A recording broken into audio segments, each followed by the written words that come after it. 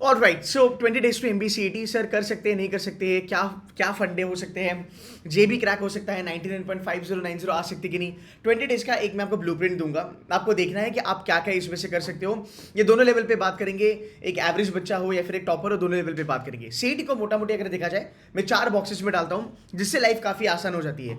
Number 1, always remember, अगर आपको CET करना है, द बेस्ट थिंग जो मैं ऑलवेज कहता हूँ हर साल, जो हर एक टॉपर ने भी यूज़ करा है, you need to understand two things. Number one, what is low hanging fruit for you? Number one. Number two, focus more on your strength. अभी बहुत सारे बच्चे ना परेशान है कि मुझे ये नहीं आता, मुझे वो नहीं आता।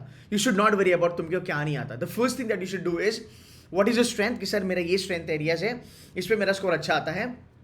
सेकेंडली, अगर आपको लगता है कि सर मेरा कोई वीक एरियाज है, बट यू नेवर नो वो लो हैंगिंग फ्रूट्स है। What do you mean by low hanging fruits?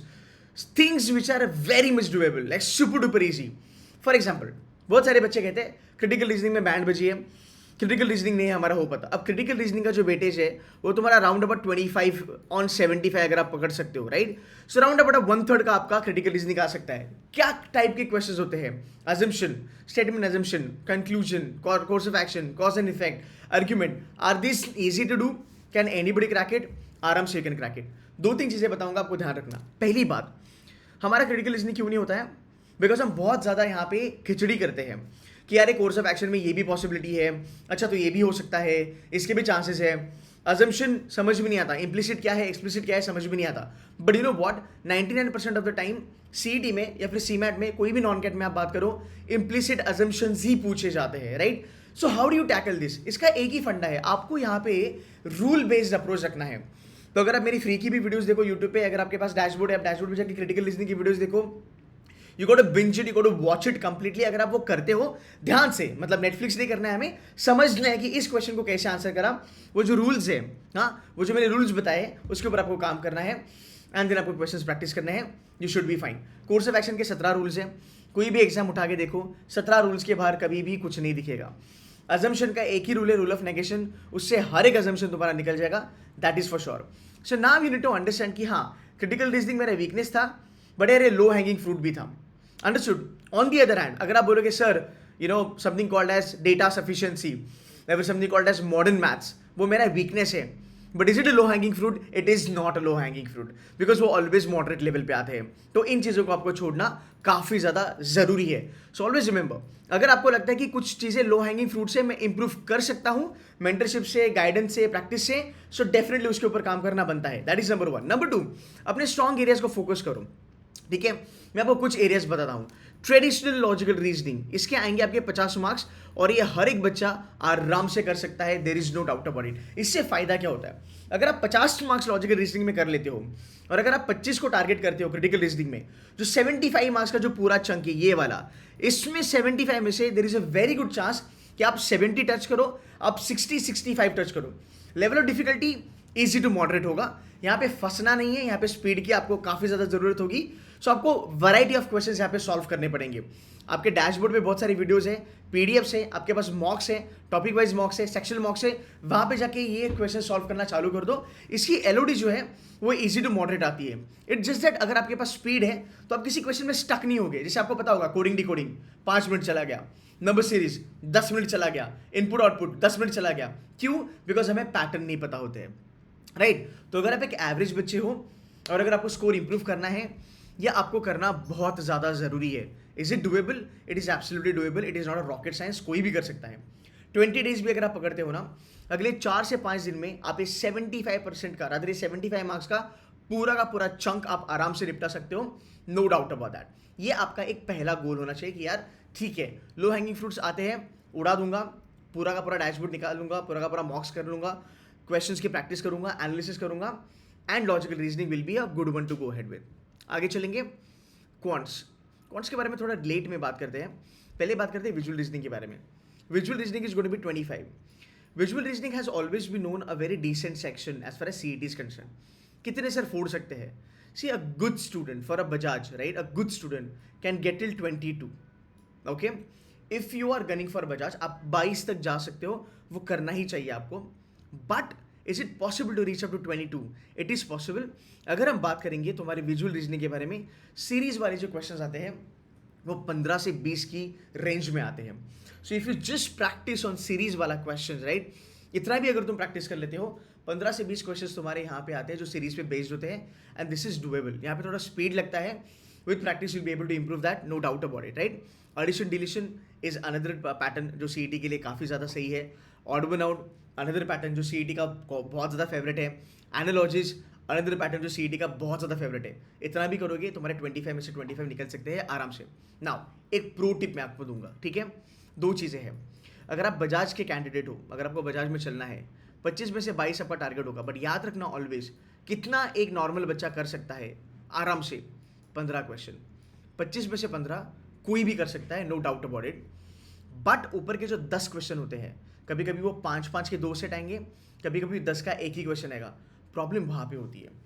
Problem वहाँ पे ये होती है कि अगर आप पेपर दे रहे हो, अगर आप मॉक्स लगा रहे हो, और अगर आपने कोई ऐसा सेट पकड़ लिया 10 वाला या 5-5 वाला जहाँ पे आपका टाइम खराब हो गया, तो बेटा वहाँ पे आपका स्पीड कम हो जाता है. सो अगर मैं विजुअल रीजनिंग के बारे में बात करूँ, टू बिगिन विद आपका टारगेट शुड भी 15-16 क्वेश्चन. आपको वो ऊपर के 10 टफ क्वेश्चन भूलना है. जितना ज़्यादा प्रैक्टिस करोगे उतना ज़्यादा समझ में आएगा कि ऐसे वो कौन से 10 क्वेश्चन हैं जो तुम्हें छोड़ने हैं.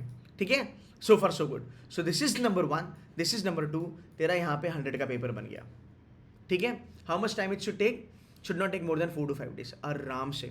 नंबर सीरीज इनपुट आउटपुट तुमने पहले भी करा है, कोई ऐसा नया चीज़ नहीं है, आउट ऑफ द वर्ल्ड नहीं है. Then comes your verbal ability. This is going to be round about 50 marks. एक टारगेट आपका होना चाहिए. आरसी कर सकते हो, कर सकते हैं. कैट वैट दिया है तो आरसी आराम से कर सकते हो. Para jumble, para completion, para summary, have to watch videos on the dashboard. You should be fine. मेरे फ्री की वीडियोज है वो देख लेना, वहाँ से भी सीख जाओगे. ये लो हैंगिंग फ्रूट्स है, ये तुम कर ही सकते हो. सीटी की reading combination easy to moderate level पे आते हैं, आराम से कर सकते हो. Grammar is gonna be easy. मैंने लास्ट नाइट भी मेरे वाईटी सेशन में कहा था, ग्रामर में वही घिसा पेटा चीज़ आती है. टेंसेस, सब्जेक्ट वर्ब अग्रीमेंट, तुम्हारा active, change the voice, passive voice, question tag, direct indirect, apostrophe वाला क्वेश्चन, सब्जेक्ट वर्ब अग्रीमेंट का मतलब ही plays cricket, she plays cricket, s निकाल देंगे, है ना. फिर तुम्हारा ये आ जाएगा, से let's say Kalsubai is awesome. Kalsubai हमें लगेगा कि maybe it's a lady का name, right, but actually I am talking about a mountain, I am talking about a hill, right. तो वहाँ पे कौन सा सब्जेक्ट लगेगा, इट लगेगा या शी लगेगा. तो वो सब चीज़ें आपको जानना काफ़ी ज़रूरी है. सीटी का ग्रामर बेसिक लेवल पे आता है. सो वो चीज़ें करना चालू करो. थोड़ा बहुत सेंटेंस कंप्लीशन वगैरह इवेंचुअली आ जाएगा. जब मैं इनकी डिटेल्ड वीडियो बनाऊंगा, मैं हर एक चीज़ आपको बताऊंगा आपको करना क्या है. सो यहाँ पे तुम देखो कि तुमको क्या सही बनता है. वोकैबलरी देखो यार, वोकैबलरी की बात अगर हम करेंगे, आप वर्ड पार मेरीजी कर सकते हो, ठीक है, कोई बात नहीं है. ये आपको हेल्प करेगा, पर आपको इतना ज़्यादा हेल्प नहीं करेगा. मैं ये आपके ऊपर छोड़ता हूँ. अगर आप स्मार्ट हो तो समझ लोगे. अगर मैं तुझे कहूँ कि तो आज बैठ के वोकैब चाटना चालू कर, रटना चालू कर, क्या तुम कर पाओगे? नंबर 1. और अगर मैं तुझे कहता हूँ ये सब छोड़, तो खाली ग्रामर पे फोकस कर, बिकॉज ग्रामर में चांसेस ज़्यादा है कि तुझे ग्रामर के क्वेश्चंस दिखने वाले हैं तेरी एग्जाम में. बिकॉज सिंपल सी बात है, मैं कितना भी वोकैबलरी करूँ, मुझे क्या पता कौन से वर्ड्स आने वाले हैं. पर ग्रामर में मेरे रूल्स शॉर्ट है. सब्जेक्ट वर्ब अग्रीमेंट के रूल्स मुझे पता होने चाहिए, टेंसेस के रूल्स मुझे पता होने चाहिए, एक्टिव वॉइस पैसिव वॉइस मुझे पता होना चाहिए. और ग्रामर में इसके बाहर कुछ नहीं आएगा. जो भी आएगा वो यही आएगा. फिगर ऑफ स्पीच वगैरह आपने करा तो भी ठीक है. सीटी is not much into the figure of speech वाला चीज़, वो छोड़ दो कंप्लीटली. ठीक है. Para completion, main idea, tone, argument, inference, इसके ऊपर थोड़ा काम करना जरूरी है. You can watch the videos which is given in your dashboard, you should be fine. ठीक है. प्रोबेबल स्टार्टर के बारे में अगर हम बात करेंगे, यार प्रोबेबल स्टार्टर ना एक पूरा का पूरा नया कंसेप्ट है. बट प्रोबेबल स्टार्टर आप कर सकते हो. आपको बस एक सेंटेंस की बिगिनिंग जाननी है. इसका मतलब क्या है, if you know grammar very well ना, you'll be able to understand कि ये सेंटेंस कैसे स्टार्ट होगा. Can you do this? This is easy to do. The only thing is that नाम थोड़ा बड़ा है, हाई फाई है, तो बच्चों को लगता है ये हमसे नहीं होगा. और इसके लिए तुमको इंग्लिश में फाड़ लेवल होना कोई ज़रूरत नहीं है. You no need to be somebody who has got 90 percentile और 95 percentile in CAT and XAT. This is a normal level. But yes, one thing I always tell you कि भाई तुझे यहाँ पे प्रैक्टिस तो ज़रूर लगेगी. मैं ये नहीं कहूँगा कि इजी है, हो जाएगा, कर ही लोगे. ये जो इजी वाले जो बच्चे हैं ना, ये जो सुनते हैं ना इजी है, ये कहीं नहीं जाते, ये कोई भी कॉलेज में नहीं जाते. इनके इतने बुरे हाल चलते हैं ना बाद में जाके एग्जाम में, इनसे घंटा कुछ नहीं हो पाता. तो ये जो इजी इजी वाला जो नशा है ना, वो करना प्लीज़ पहले बंद कर दो। अगर वो करना बंद कर दिया, जितना मैं कह रहा हूँ तुम्हारा स्कोर आएगा, गारंटी है। गधे हो घोड़े हो डजेंट मैटर, 60% वाले बच्चे हो 70% वाले बच्चे हो, जितना कह रहा हूँ उस लेवल पे करोगे, उस एटीट्यूड से करोगे, you will see a tremendous change in your self कि यार मैं 60% वाला बच्चा था बट मैं सीईटी में 95 प्लस भी लेके आ सकता हूँ, और ये पॉसिबल है। I have done that with lot of students. आगे चलेंगे क्वांट्स, बच के रहना, ठीक है, बच के रहना। बहुत सारे बच्चे कहेंगे, रादर बहुत सारे लोग आपको कहेंगे, आपके फ्रेंड्स भी कहेंगे, अरे सीईटी का क्वांट्स ना एकदम नल्ला होता है, घंटा कुछ भी नहीं ऐसा होता, ठीक है। आगे जो वीडियोस आएंगे मैं आपको और थोड़ी ज़्यादा रियलिटी बताऊंगा, बट यहाँ पे बस समझ लो क्वांट्स में ना आपको थोड़े से हिकअप्स लगते हैं, बिकॉज पता नहीं सीईटी वाले लोग क्या फूक के क्वांट्स बनाते हैं। ये एग्जाम पहले थी जिसमें क्वांट्स एकदम फालतू आता था, 15 क्वेश्चन आते थे यार किसमें क्वांट्स के, अब पता नहीं लोगों ने 25-30 का वेटेज कर दिया। I tell you a midway क्या करना है। Number 1, data interpretation, data completion आराम से कर सकते हो, there is no doubt about it. इसमें ना डीएस भी आप कर सकते हो, डेटा सफिशिएंसी भी आप कर सकते हो, आपको ऑप्शंस वर्कआउट करने हैं। यहाँ पे कोई टीटा नहीं है, यहाँ पे कोई नेगेटिव मार्किंग नहीं है, बिंदास कर सकते हो। क्वांट्स में एक चीज़ करना, I tell you easy chapters, you can leave modern maths, basics आपको करना है, बाकी आप छोड़ सकते हो। नंबर्स यू कैन डू आराम से। देखो नंबर्स ना काफ़ी वास्ट है बट है डुएबल, प्यारा सा टॉपिक है, ठीक है। डीआई में आपका स्कोर बनेगा, आप अरिथमेटिक कर सकते हो। अरिथमेटिक में time speed distance time and work छोड़ दो, बाकी चीज़ें कर लो, अभी तक तो वो थोड़ी बहुत आपने करी होगी। क्वांट्स का लेवल क्या होता है, to be very honest, quants का level is a SNAP level and C MAT level. CAT XAT वो तो अलग लेवल पे है, it doesn't even make sense to compare CET with them, but SNAP and MAT, C MAT का level का जो तुम्हारा क्वांट्स है वही तुम्हारा सीईटी का क्वांट्स है। उससे थोड़ा नीचे जा सकता है या फिर उसकी लेवल का आ सकता है, उतना तुम लोग ध्यान में रखो और ये डुएबल है, ठीक है।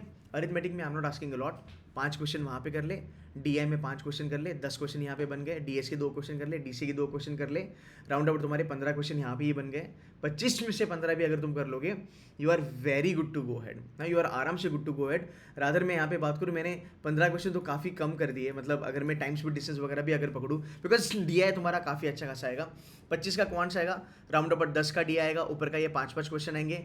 10 में से अगर तुम हर एक चीज़ अगर तुम 50-50% भी करते हो, मान लो अगर तुमने 25 में से 12 क्वेश्चन कर लिए, अरिथमेटिक 5-6 कर लिया, ज्योमेट्री 1-2 कर लिया, अलजेब्रा के 1-2 क्वेश्चन हो गए, नंबर के 1-2 क्वेश्चन हो गए, 11-12 क्वेश्चन यहाँ पे बन गए। तो 12 क्वेश्चन यहाँ पे बने, 5 तुम्हारे डीआई के बने, और अगर तुम मिला के डीएस और डीसी के भी अगर तुम राउंड अबाउट 10-12 क्वेश्चन कर लेते हो, तो भी तुम एक 25 प्लस का नंबर आराम से अचीव कर सकते हो। अब मैं इसलिए कह रहा हूँ कि अगर आपका क्वांट्स काफ़ी ख़राब है, आप यहाँ पे स्कोर उठाओगे। अब आप कहोगे सर 50 में से सिर्फ 25 ही मैं करूँगा, ये अच्छा अटेम्प्ट होगा तुम्हारा, इसमें तुक्का 25 का लगा सकते हो, बाकी तीनों में हम स्कोर बढ़ाएंगे। But most of the time quants में बच्चा बहुत ज़्यादा डर जाता है, इसलिए मैंने आपको वो थोड़ा सा अलग लेवल पे बोला है। सर कितने क्वेश्चन है जो क्वांट्स में हम इजीली कर सकते हैं?